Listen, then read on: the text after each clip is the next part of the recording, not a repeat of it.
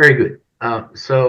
Last night there were two city council meetings that I was monitoring back and forth. One of them had to do with city of Glendale, and the major topic of the discussion was North Brand Complete Streets demonstration project, and the council at the end made a decision to remove the bike lanes and revert the street to its original condition. And this Right. was after taking testimony from 40 or 50 people, including some of our members, Armin Abedian, Susan Bruselian, and so forth. And the reason that I'm sharing this with you is because even though Glendale Association of Realtors did not have a position on this issue, but there were a number of our members that were interested in it. This is why this update is being shared with you.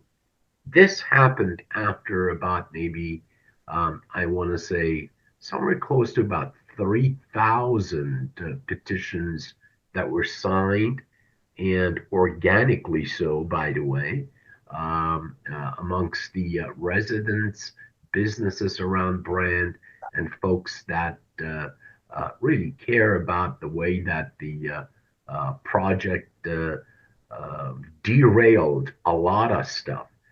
One of the most important comments that I heard was from the fire chief that this project, since its inception, has caused somewhere close to about over 30 slower incidents of response rate, whether being from the paramedics or the fire station responses.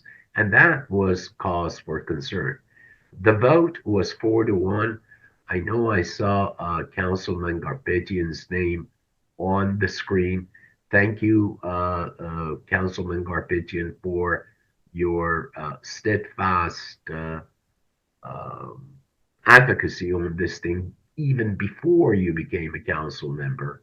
So again, the vote was 4-1, and thanks God that folks, in their wisdom, they decided to heed to the community and the residents' demand and reflect that in their decision.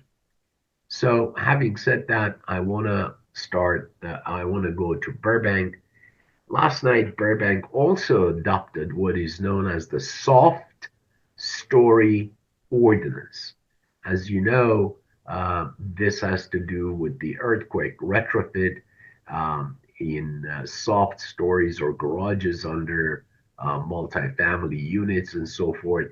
And this was, by the way, this ordinance was introduced September 10th at the City Council, and the intent was for the safety.